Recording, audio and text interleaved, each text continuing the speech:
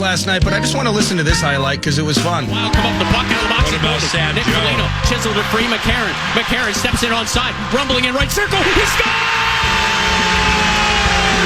Oh, Michael McCarron beat Oettinger stick side. The Wild have a 3-2 lead. Hi, Michael. Good morning.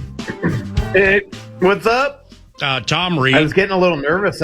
My computer started restarting here. Oh, geez. Like doing a bunch of updates, and I'm like, uh-oh, I might have to do this thing by phone.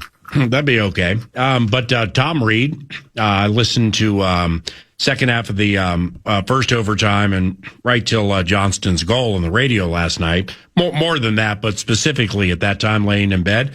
Tom Reed had an elite line last night. I don't know if if anybody said it to you, but he and Joe are going back and forth and super late. It's like 1 a.m. They're still playing the game. Tom's like, yeah, now the concession stands are selling bacon and eggs. I always love that one. That's spectacular. I'm like, always. Let me ask you this. Michael Russo covers the Wild for The Athletic. We all know that. Athletic.com. He's elite. At Russo Hockey via X. From a viewing standpoint, did you find last night to be an edge-of-your-seat game, or with the 15 penalties, was it too sloppy to qualify as an instant classic? No, I don't know about an instant classic, but it was a great game, and both teams took a ton of penalties, and that was the difference of the game. The Dallas Stars cashed in on theirs, and the Wild did not. Right. The Wild's power play was absolutely atrocious last night. It's hard to figure out what was worse between their power play and the penalty kill, but let's go with the power play. They had 2 chances in the third period to take a 4-2 lead, failed. Had 1 chance in the third period to break the 3-3 tie, failed. 2 chances in overtime to break a 3-3 tie, failed. They had almost 14 minutes of power play time and generated 1 high danger chance. It's criminal. It's criminal. Matt Zuccarello's injury cannot be what destroys a power play. At 38 years old, you just knew what was going to happen when Danilo Yurov took that penalty. It just was going to end up in the back of their net, and they absolutely did. So, it's way too familiar to what 2023 was. The Wild this year like to fancy themselves as one of the most disciplined teams in the league. And the reality is that last night it wasn't even emotion that was setting them to the box. It was stick penalties and things like that. And their kill failed dramatically. So, you look at 5-on-5, the Wild are playing right there with them. You look at their bottom 6, both bottom 6s really haven't produced anything in this series. McCarron's goal last night was the first point they got from their bottom 6, but Dallas has none. So right now, Dallas is after game 1, where Minnesota's best players were the driving force. Right now, it's been Dallas's the last 2 games. Okay, well, off that, do you find the penalties or most of them warranted, or are the refs being overly efficient? Overly officious. Yeah, like Michael McCarron said after the game last night, they're trigger happy. That they're just as amped up as the players, that it is interesting in the first round. Well, throughout the playoffs, you get different referees every game, so you got to feel them out early.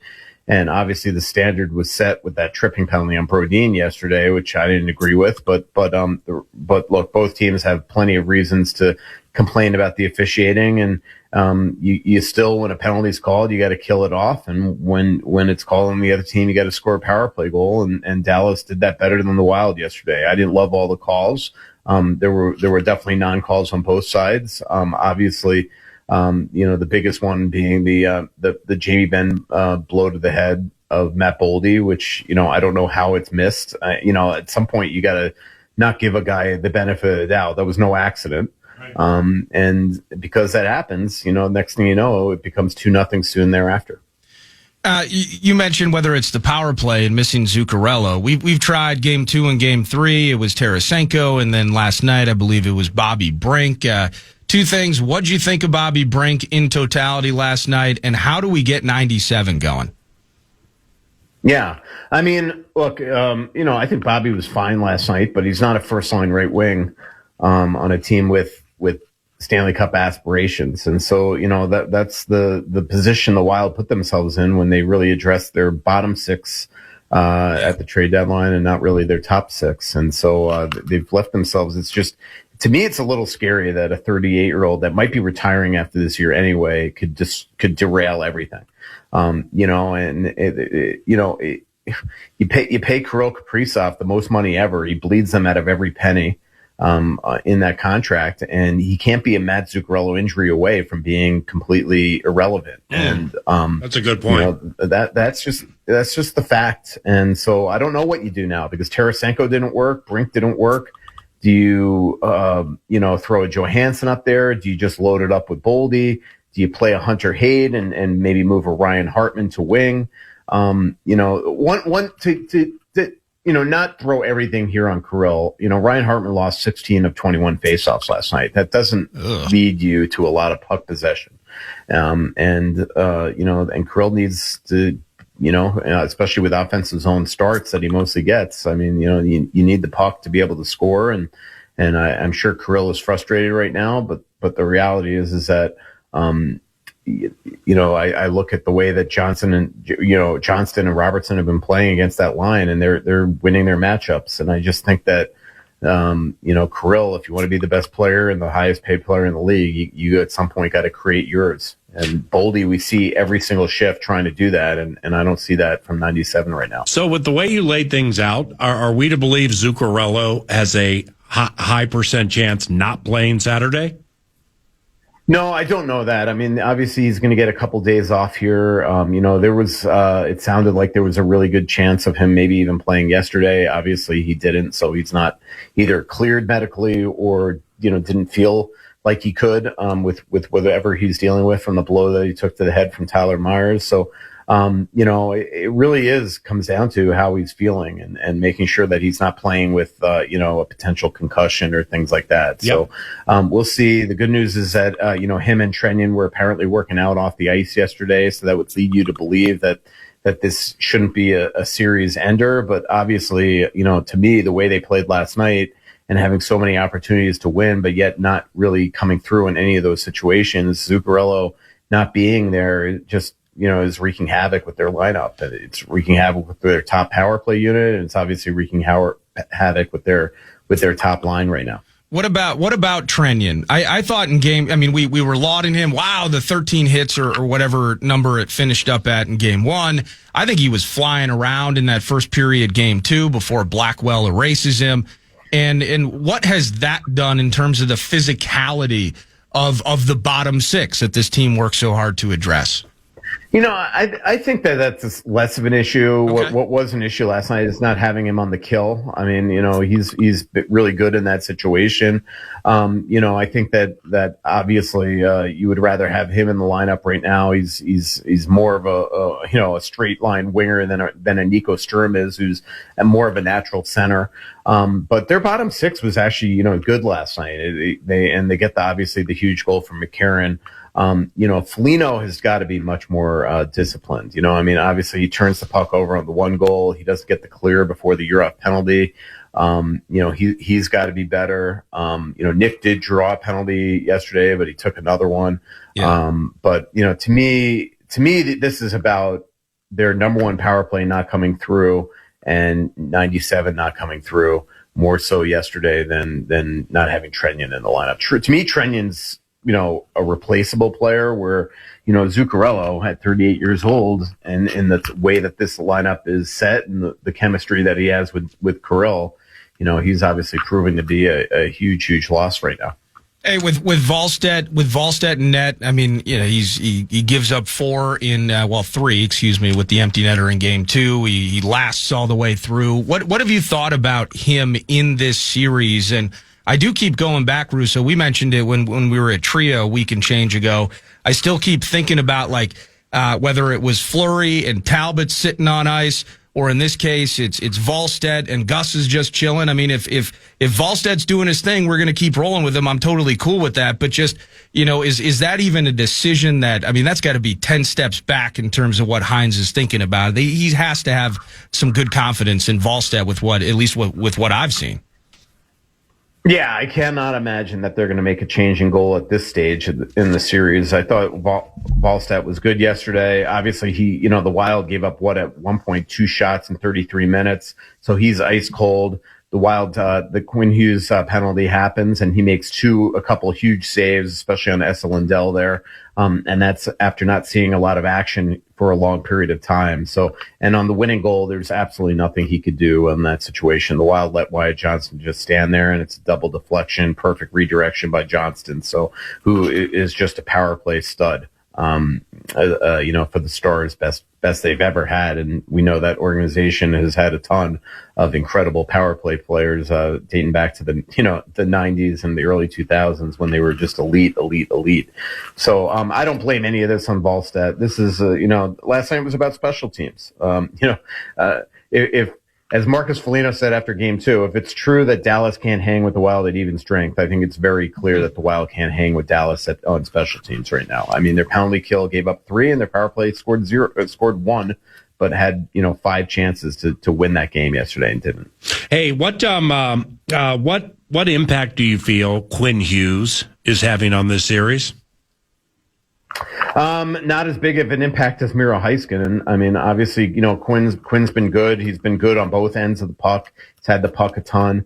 I thought him and Faber were good again last night, and obviously they were to me as good as you get in games 1 and 2. But man, Miro Heiskanen just continues to prove to be one of the most underrated players in the league. There was a question on whether or not we even see him in this series.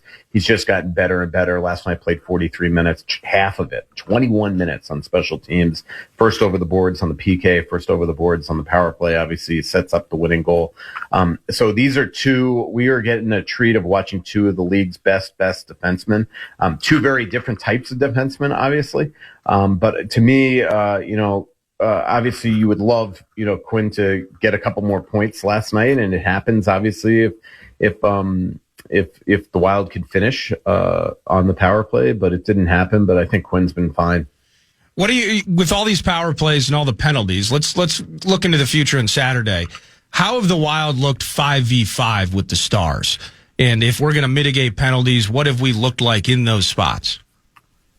Yeah, I mean, pretty even, other than taking these stick penalties, right? I mean, last night was not about emotion; it was stick penalties. But they gave up 18 shots at even strength in 4.5 periods, and so that shows you that you're defending well on 5-on-5. There's certainly, I think that if this series is played at 5-on-5, the Wild could win it.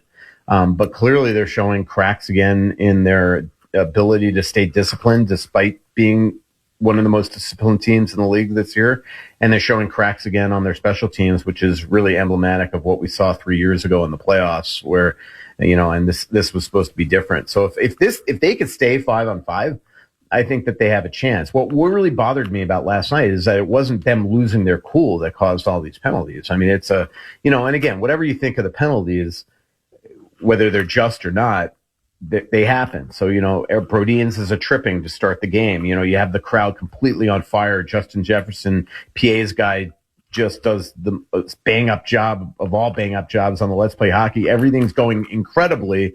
And Brodeen, whether you believe it or not, is called for tripping 65 seconds in. And next thing you know, 20 seconds later, it's 1-0 to silence everything. Nick Foligno's penalty is a hooking penalty. Eric's Nick, it's a slash. The Hartman interference was a little ridiculous. Brink on the trip. I mean, there was just a lot of, you knew on the interference, even though Mikko Rantanen dove there on the Quinn Hughes one in overtime, that they were going to get a power play at some point after the Wild had 2 in a row. So I think at even strength, they've been good, but it's on those even strength plays where they're eventually taking just, careless penalties, and they've got to stop that. Michael, great work. Get some rest, and we will chat next week. Okay. All right, see you guys. Yep, absolutely. Thank you, bud. Michael Russo. Russo Radio, 9 to noon. The Wild lose to the Stars last night about 1:30 in the morning. Everybody knows that by now. Wolves play tonight. Everybody knows that by now. NFL draft, 7 o'clock. Vikings have the 18th overall pick. And all of that makes up the Steve's Appliances Marathon segment. Customer appreciation sale right now. Steve's Appliances, big sports fans. Go say hello to Sarah or Jordan or Brian. Talk about the hockey team, the basketball team, or the football team, and they'll be there for you. Oh, by the way, you'll save lots of money on GE, Frigidaire, high-end appliances all the time because they have guaranteed low prices. But with this customer appreciation sale, it's their opportunity to let them know how much they appreciate you. StevesAppliances.com, StevesAppliances.com, free delivery, free recycling, guaranteed low prices, StevesAppliances.com. Timberwolves and Nuggets fans, I believe, can come together with a common opinion on something that's going to take place tonight. And we'll pay that off around the corner, but first, cash bang.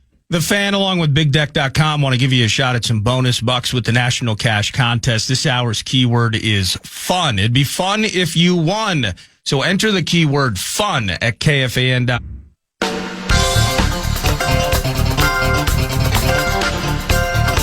Crossing midcourt, angling to his right. Picked up by Gordon. Ant with a right-handed dribble drive. Down to the block. Pivots. Now falls away. Tough two. Off glass. No. Rudy offensive rebound. Put back the slam follow. Boy, it looked like Jokic fouled him too. Alan Horton from Game 2. We have a new friend in the Love Covenant. Said some good things about him on the radio today and earlier in the week, and here he is. His name is Ryan Blackburn, based in Colorado, at NBA Blackburn. Ryan does good work on X, lively, in-depth content, fair analysis, and quite honestly, I'm glad we found him specifically for this time of the year. And gravy training, this from at NBA Blackburn. We'll begin here with Ryan. Hey, Ryan, Paul Allen, good morning. Hey, Paul, thanks for having me. Appreciate it as always. I'm glad I found you guys, too. Right on, brother. I mean, at NBA Blackburn via X, you'll learn about the podcasting, Locked On Nuggets, stuff like that. But it's just, I just like the way you execute your toil. Did the Nuggets get a wake-up call from Jaden McDaniels when he savaged all that is Denver's defense and did so by name? Yeah, I think so. So the funny thing leading into that, Denver had won 12 games in a row in the regular season to end the year. They won the first game. And in the first quarter of the second game, it looked like they were well on their way to completing a blowout, or at least that was the sort of the vibe that was in the arena, and everybody having a good time, partying, enjoying life. And then Denver got smacked in the mouth a little bit and they collapsed, and kind of a reminiscent moment of Game 7 against these two teams in 2024, where Denver gets up big, you feel really good, and then Minnesota just grinds you down, and they do a lot of great things in order to get under Denver's skin. And Jaden McDaniels called him out. He basically said, yeah, they go at all their bad defenders, and basically listed the entire team, which is really funny and very much in line with Jaden McDaniels' personality, from what I understand. Yep. It is interesting that the actual numbers behind this series would suggest that Denver's defense has been just fine, and that the offense has actually been the problem. And Jaden McDaniels is a big part of that, with him guarding Jamal Murray, with Rudy Gobert, neutralizing Nikola Jokic in some ways. Those guys haven't been as up to snuff, but Denver's defense, it's funny. That's actually been not as high on my list of concerns as Denver not scoring well when Jaden and Rudy are guarding on ball 2-on-2. Well, from if I'm a Nuggets fan, like if I'm if I'm Paul in Boulder, and I love the Nuggets, man. I got season tickets, drive in all the time to watch the team. My biggest concern right now off Game 2 would be, how come my best two players' tongues were down to their knees? They were so tired at the end of Game 2, and then Christian Brown misses that free throw. Legs might have been tired. Joker's chucking up airball 3-pointers. Everybody's front rimming everything, especially Murray, after he was unstoppable. He was otherworldly. But the Joker and Jamal Murray got so tired in the final 4 minutes. That's what would bug me. Like, why and how did that happen? Yeah, it's a good question, and one that Nuggets fans are still trying to find the answer to. I think with Murray, you can understand it given the pressure that McDaniels and Anthony Edwards and everybody applies through the first 3 quarters of the game. And Murray did a lot in terms of carrying Denver from an offensive perspective in those moments. He was scoring a whole heck of a lot in that first half and got Denver off to the great start that they were looking for. And usually in those situations where Murray then kind of fades into the background, it is supposed to be Jokic who steps up in those moments and makes those plays. But both guys combined for 2 of 13 in the fourth quarter.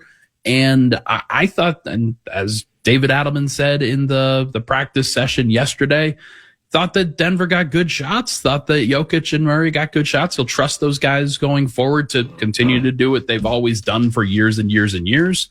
But you're right. It is a concern for Denver that they were as tired as they were. They have to establish themselves a little bit sooner in the process. Certainly Jokic does. I think Murray was fine with that. But there has to be a balance there. And they can't try to do it all themselves. And that to me is the biggest issue, where Jokic and Murray have often worked everybody else into the fold with their offensive style. That's what the Nuggets pride themselves upon doing. But in some of these moments, it's Jokic and Murray versus the Timberwolves, not the Nuggets versus the Timberwolves. And they have to get everybody else going in that regard. I think, tell me if you think we're in lockstep here. I mean, with Locked On Nuggets at NBA Blackburn, what's the other podcast called? It's Pickaxe and Roll? Pickaxe and Roll podcast. Yeah, Pickaxe and Roll, man. That's a nice name. So I'm not going to say you're like, super Nuggets fan or you're a journalist guy, whatever you are. I'm not going to put you in that spot. But like Nuggets fans and Wolves fans, I think they can come together on this. The collective anger or the collective fan base is saying no when we all learn Scott Foster is the lead ref tonight. That just sucks. It just sucks. I mean, I just don't think he's very good at what he does. What do you think? He's a showman, and that to me is not what you want as a referee. You want somebody who is willing to fade into the background of the moment, whereas Scott Foster very much wants to be a part of the moment. He wants to be, and has shown that he is willing to be a part of the moment in a very big way. There have been times where Denver's had success with Scott Foster as the referee. There's also been times where they have not had significant success, including some high-profile losses to the Oklahoma City Thunder in last year's playoffs for Denver. So it is a stressful thing, I would imagine, for Nuggets fans to have to think about, but I understand it that Minnesota Timberwolves fans are pretty frustrated that this guy, again, just keeps following them in these moments. But my guy Dane Moore, who I know you're talking to earlier, he's pretty annoyed about Scott Foster having to be in this moment as well. So it's hopefully they can cycle through this, and this is the only game of the series where Scott actually refs. Ryan, speaking of fans, how have Nuggets fans reacted to what Jaden McDaniels said? Because it seems to have resonated with fans from like Boulder to Blackhawk. Yeah, I think there's a lot of this. There's a couple of minds about it. First and foremost is that he is right in some ways, especially with what Denver's defense looked like in the regular season. I do think that their playoff caliber defense has been a lot better than what the regular season defense was, shockingly so. But fans are annoyed at Jaden McDaniels because he's a 14 point per game scorer who hasn't exactly had his own significant success in this series. And it's mostly been about the offensive rebounding of Rudy Gobert. It's the playmaking of Anthony Edwards. It's the spacing of Dante DiVincenzo. It's not really anything that Jaden McDaniels has done specifically that they are super worried about. But they don't like being called out by name. The Nuggets fans don't like to see their own players get called out by name. And so what they're really hoping for is to see a response and to see they're kind of hoping for more of an emotional response from the Nuggets players themselves. It was only really David Adelman who showed any sense of ire and annoyance at it. Everybody else was very much, he can say what he wants, try to prove it on the court, but I don't know if that's the right mentality or not. Do you still like the Nuggets in 6? I do. I still have them in 6. I haven't changed on that. I think Denver gets another game back in Minnesota, and Denver clinches some momentum going back to Denver. But I can see it going both ways. I really do. These teams have been so even over the course of this time. I do think the Nuggets have more answers than they did in the previous series between these two teams. And I think most of what Denver figured out in game 2 was about their own issues and their own frustrations rather than specific things that they were surprised at what Minnesota was doing against them. This was what they knew the process was like going in. and very much so a situation, I think, if you're Denver, that it's about you. It's not necessarily about what Minnesota is doing. That is the theory. But Minnesota is talented enough to take them completely out of that and just win anyway. So I do think, again, the series is great. I'm annoyed by it because of how often we see each other.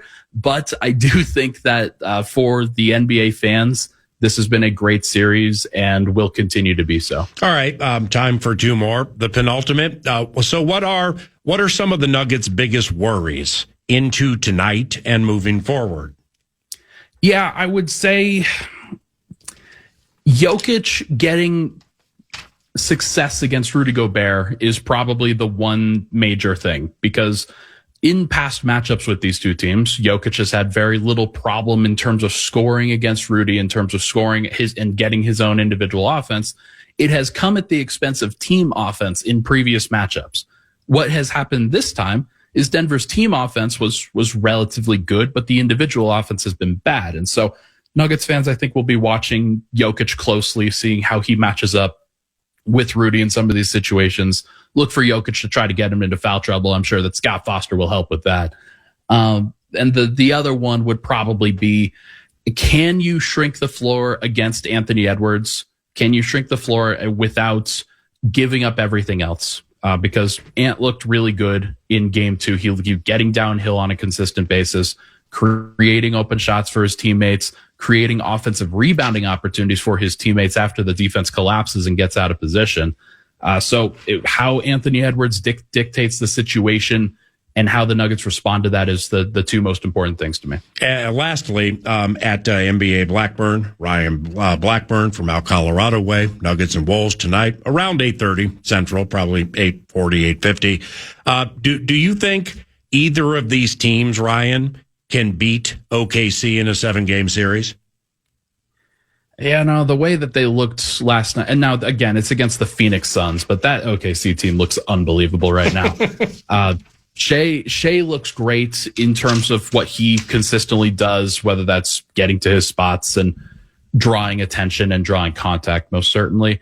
But Chet Holmgren and the OKC defense looks like they've picked up where they left off. They are so disruptive. They are so impactful around him that it gives them such a margin for error that now, even with Jalen Williams, their star wing going down just recently again with a hamstring, they can survive without that. They can absolutely survive without that. So we will see whether any of these teams can match up with OKC, but I don't think I would have any team seriously challenging them other than maybe trying to force a 6 or 7 game series. But I think OKC is better than they were in some ways than they were the previous season.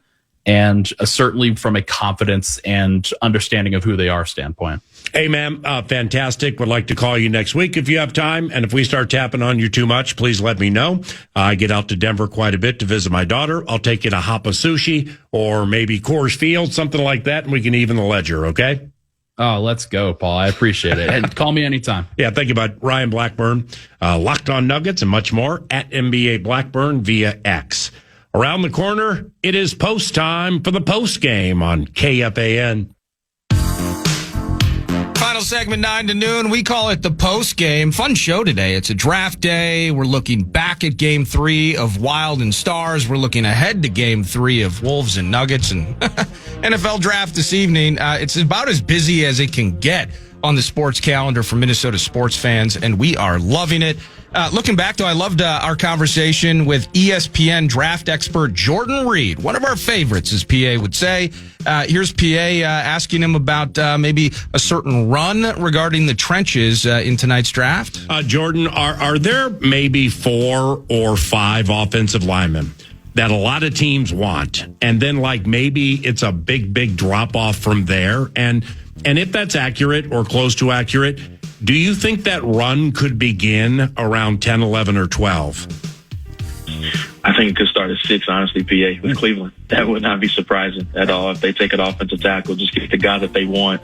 In this stack, I think we could see as many as 7 go inside the first round Wow. today, and I think those guys are going to come off the board really, really quickly, and that starts with Cleveland at 6. If they want to take, a Francis Maui Noah or Monroe Freeland or Spencer Fano at number 6 overall, that wouldn't be surprising at all. But there's so many teams inside those top 25 picks that need an offensive tackle, and just going through those teams, Cleveland is an obvious one at 6 overall. I look at Miami at 11. See, the key to that, and the reason I love that, is the Vikings at 18, the options that they have, and we've covered them in mass, and you're going to hear more during the draft party tonight, but it will take a run. A run on offensive linemen could inspire a conversation at 18. A run on wide receivers could inspire a conversation at 18.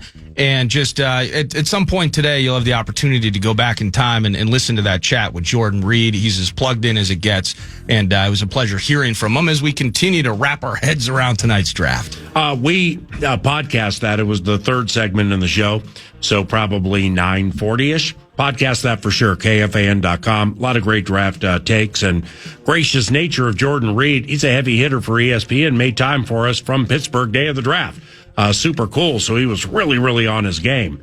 I asked him final call at 18 for the Vikings. I can't remember what he said. Did he say Caden McDonald? I think it was Caden McDonald. Yeah, the defensive tackle. Go back and podcast the show. But I asked him the final call, and the first thing he said he thinks is best was to trade back. Yeah. Trade back. Was to trade back and get yourself some more picks for Friday so you can have more inside the top 100, rounds 2 and 3, maybe part of 4. The insiders think that's the juicy of all juicy. Yeah. So that was his first preference. Secondly, I believe Caden McDonald, Caden McDonald, Ohio State defensive tackle. Podcast it and learn for yourself. Brizzy don't dance. He just pull up his pants and do the trade away. Ooh. And trade back. And trade back. Bombs away, Briz. What if they traded back for this elite athlete that we chatted about during our conversation with Ben Lieber? Malachi Lawrence. Oh my God. Yeah, UCF. I just brought him up with Jordan Reed. He's when? I missed that. 20 minutes ago. Did you really? Yeah, we were. And we've done I love that back and forth, but that just speaks to, again, okay, well, Dylan Thieneman, we're not going to be mad about that. Kenyon Sadiq, we're not going to be mad about that. Non-zero chance, although it'd be super underwhelming offensive line. Can't help today, but maybe the future focused. Hey, there's a sweet corner that checks out in the medicals. Jermon McCoy, can't hate that. Or an edge rusher who if they went edge tonight and did not trade Jonathan Grenard, I'd still be super cool with that. I'd be cool with that too. The options when you think about, Van Ginkel, he's getting a little bit longer in the tooth, little injury issue last year, and Dallas Turner, still unknowns, I think, that exist regarding his ability to play 1,000 snaps and show out. So, myriad opportunities. Speaking of myriad opportunities, how about the Wild last night? And, well, all those power plays, and they lose in double overtime. Here's Russo. Yeah, I don't know about an instant classic, but it was a great game, and both teams took a ton of penalties, and that was the difference of the game. The Dallas Stars cashed in on theirs, and the Wild did not. Right. The Wild's power play was absolutely atrocious last night. It's hard to figure out what was worse between their power play and the penalty kill, but let's go with the power play. They had 2 chances in the third period to take a 4-2 lead, failed. Had 1 chance in the third period to break the 3-3 tie, failed. 2 chances in overtime to break a 3-3 tie, failed. They had almost 14 minutes of power play time and generated 1 high danger chance. It's criminal. Picture. And there was about 20 minutes to that with Russo. You lose in double OT. You're supposedly so disciplined. You give 8 opportunities, including a nasty delay of game in the second OT by Urhoff, just looking gassed in the moment. Chucks it over the glass, and here we go. It's Johnston with the game winner. So power play needs to be better. We discussed how do we make 97 work the way he's supposed to work. It can't just be that Zuccarello out of the mix is bringing this entire operation down to the ground. Frustration abound, but Game 4 stays in town. St. Paul on Saturday, a chance to even the series. That's the third to last segment in the show. Started about 11:05. Podcast that. Why wouldn't you? It's Russo Radio. A fun part of that for me was when he talked about Saturday, and he's like, you know, if you're going to do this without Zuccarello, and you're going to do this without Trainian, and without, then he got done, and I'm like, so are you indicating like Zucchi's not playing Saturday? Well, I can't indicate that. In fact, he might have been kind of close to playing last. I'm like, what just happened?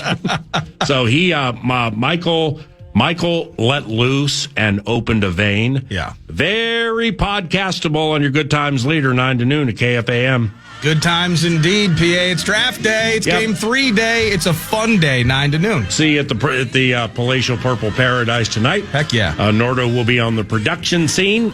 Yours truly will be with the analyst, Nacho Lieber, and Paul Charchian. Show starts at 7 o'clock, and we got some doozies to share for you, and we'll see how the picks fall.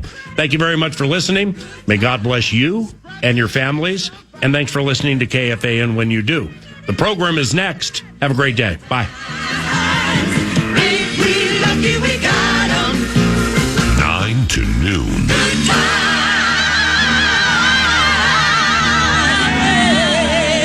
If it's good news or money, leave a message. Podcast today's Paul Allen Show, or listen back to previous show and interviews by going to the iHeartRadio app or KFAN.com.